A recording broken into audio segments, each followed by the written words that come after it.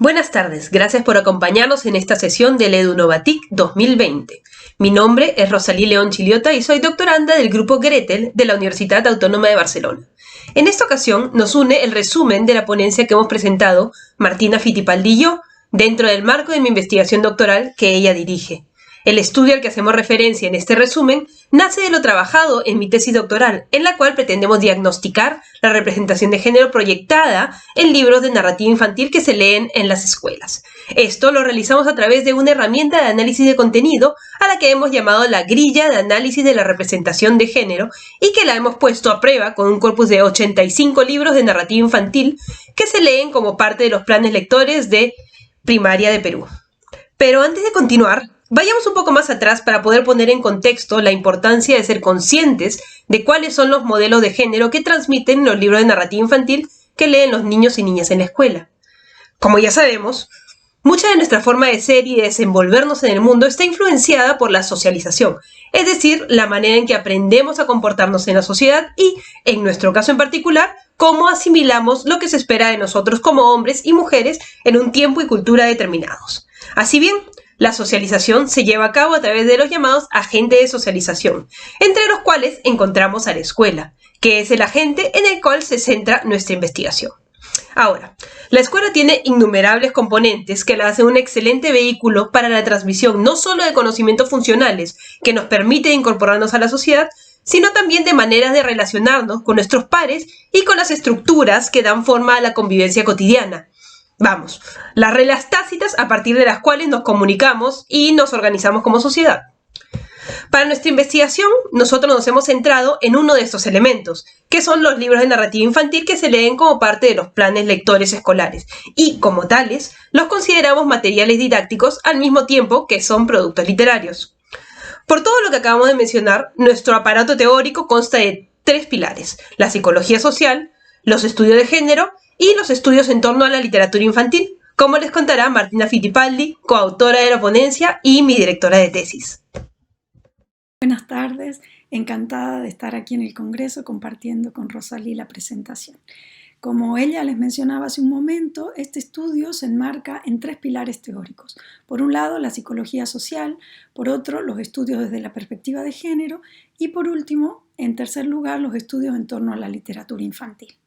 El primero de estos pilares, la psicología social, nos ayuda a entender cómo la identidad y nuestras formas de comportarnos en la sociedad se construyen a partir de las interacciones que establecemos con el entorno y con los demás, ¿no?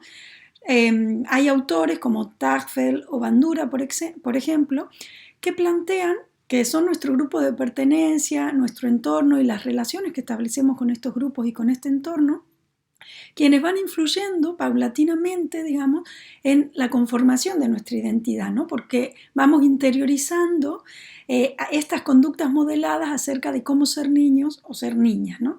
Estos modelos se ofrecen a la infancia a partir de múltiples productos culturales, como pueden ser las series, las películas, los dibujos animados, ¿no? Los juegos, los juguetes, y van haciendo que poco a poco niños y niñas se identifiquen, generalicen y asuman patrones de conducta asociados socialmente a uno o a otro sexo. Pero aquí los estudios de género, que es el segundo pilar de la investigación, se han encargado de poner de manifiesto lo arbitrario de estos roles de género, ¿no? Porque estos papeles que hombres y mujeres han de asumir de acuerdo a los mandatos de la sociedad sirven muchas veces para alimentar un sistema que perpetúa las relaciones de inequidad, de exclusión y de discriminación femenina, ¿no? Para ello, los estudios de género han hecho evidente la distinción entre lo que es el sexo, por un lado, ¿no? Los hechos de carácter biológico, ¿no? Vinculados con la especificidad de cada uno de los sexos, y lo que es el género, por otro, ¿no? Es decir, los fenómenos sociales que están vinculados con el género, que incluye las capacidades, las aptitudes, las maneras de ser y de estar en la sociedad, ¿no? que plantea el sistema de géneros. Y por esto, tener conciencia y comprensión de las implicaciones del sistema sexo-género, ¿no? De este binarismo, posibilita el análisis de las relaciones de poder que están tejidas en las diversas sociedades, ¿no? Y que a menudo llevan a desigualdades que no son consecuencias de las diferencias de sexo, sino que son consecuencias de la posición socialmente construida del género. El tercer pilar de este trabajo son los estudios en torno a la literatura infantil, una literatura que ya desde sus inicios nace de la mano de la didáctica, ¿no? Pues seguía mucho esta máxima de Horacio de enseñar deleitando. Son varios los autores que sintetizan las funciones de la literatura infantil. Aquí retomamos especialmente a Colomer y una de las funciones que ella plantea, que es la de la literatura infantil como una herramienta muy potente para la socialización cultural. Pues este aspecto ayuda a que los niños observen y aprendan, ¿no?, estas maneras de ser y de estar en la sociedad como niños y niñas, ¿no? Entonces, de alguna manera, la literatura también contribuye a mostrar estas representaciones de género y nosotros tenemos que ser conscientes de la selección de corpus, es decir, de las lecturas que ofrecemos a la infancia y de la mediación y lectura crítica, ¿no?, que proponemos en el entorno educativo para poder resolver estas inequidades o estas dificultades que vemos hoy en día en la sociedad. Ahora, con los pilares teóricos más claros, continúo yo explicando la construcción de la herramienta de diagnóstico propiamente dicha, nuestra grilla de análisis de la representación de género. Partamos de una pregunta que espero consiga contextualizar la importancia de que los niños y las niñas lean libros con representaciones de género que sean diversas y equitativas. Les planteo entonces, ¿los libros que leemos en la escuela condicionan o afectan la manera en que reproducimos el género en nuestra vida cotidiana? Si la respuesta es puede que sí, entonces vamos por buen camino. Y es que los libros son un reflejo de la sociedad en la que vivimos, de los valores que valoramos, de las estructuras de poder dentro de las cuales nos manejamos y, sobre todo, nos plantean posibilidades de lo que puede ser, de aquello que podemos esperar o a lo que podemos aspirar. Les pongo un ejemplo. Si desde pequeñas las niñas leemos libros en los que las mujeres son personajes accesorios, que tienen poco poder de acción o de decisión, o que solo se desempeñan en labores subalternas, ¿cómo podemos esperar que una niña crezca pensando que puede seguir sus sueños y dedicarse a la profesión que desee? Y de ahí se desprende la importancia de contar con herramientas como la grilla de análisis de la representación de género, herramientas que nos permitan tener una visión más amplia de lo que transmiten los libros leídos en la escuela, que sirva de apoyo al docente o a la persona responsable de la elección de la narrativa que se leerá y que pueda brindar una perspectiva adicional a la calidad literaria y al potencial didáctico de un libro del plan lector. Así, la herramienta fue creada para poder identificar ciertos marcadores de la representación de género proyectada en los libros analizados. Y esto lo hacemos a través de las 75 variables que componen nuestra grilla y sus respectivos indicadores. Estas variables, entonces, forman una estructura de diagnóstico que aborda la representación de género desde varias aristas, como lo son los elementos extratextuales, los paratextos verbales e icónicos, la caracterización de los personajes, la creación del universo narrativo por parte del narrador, así como un conjunto de variables cualitativas adicionales que terminan por redondear el diagnóstico que se hace a cada libro al que se aplica la grilla. En la primera categoría, sí, que son los elementos extratextuales, analizamos aquello que no tiene relación directa con las historias contadas, pero que puede afectar la manera en que se representa el género en las mismas.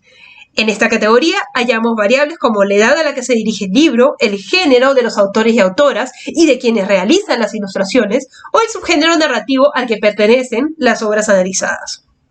En segundo lugar, tenemos la categoría de paratextos verbales e icónicos, en la cual ya empezamos a adentrarnos en los componentes del libro físico, que pueden tener un impacto en los lectores y lectoras, como puede ser, por ejemplo, el título o la portada del libro, las ilustraciones interiores y los colores utilizados, así como la representación de género sugerida en la contratapa, entre otras variables relevantes. A continuación, en nuestra herramienta de diagnóstico tenemos la categoría más robusta de toda la grilla, la que aborda la caracterización de los personajes. Y aquí diagnosticamos cosas tan sencillas como el género de los protagonistas, antagonistas y personajes secundarios, y cosas tan complejas como los rasgos de personalidad en función con el género, los comportamientos que llevan a cabo los personajes, las expresiones emocionales de personajes masculinos o femeninos, las ocupaciones o los roles de género que asumen y la relación que estos guardan con el género de cada personaje. Luego ya, en la cuarta categoría, profundizamos en la manera en que el narrador presenta el universo narrativo, analizando, por ejemplo, el lenguaje que utiliza para describir a personajes masculinos y femeninos, si es androcéntrico en su manera de narrar, o los comentarios y actitudes que expresa frente a personajes y acciones estereotípicas en cuanto al género.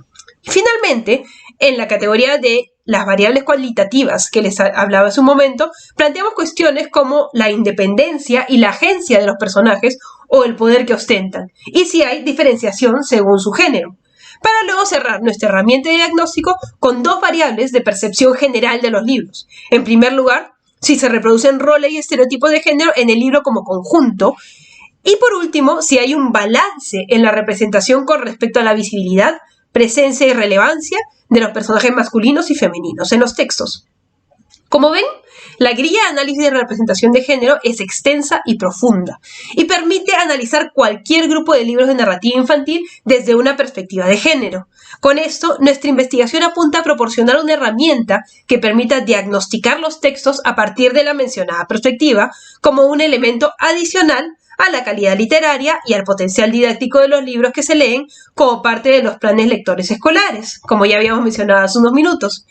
La herramienta de diagnóstico que proponemos en esta ponencia es nuestra pequeña colaboración para construir un mundo más justo y equitativo, sin roles y estereotipos de género que terminen por limitar el pleno desarrollo de la personalidad y el potencial de los niños y niñas en una edad tan sensible como lo es la segunda infancia para la formación de la identidad y aspiraciones de vida de cada uno.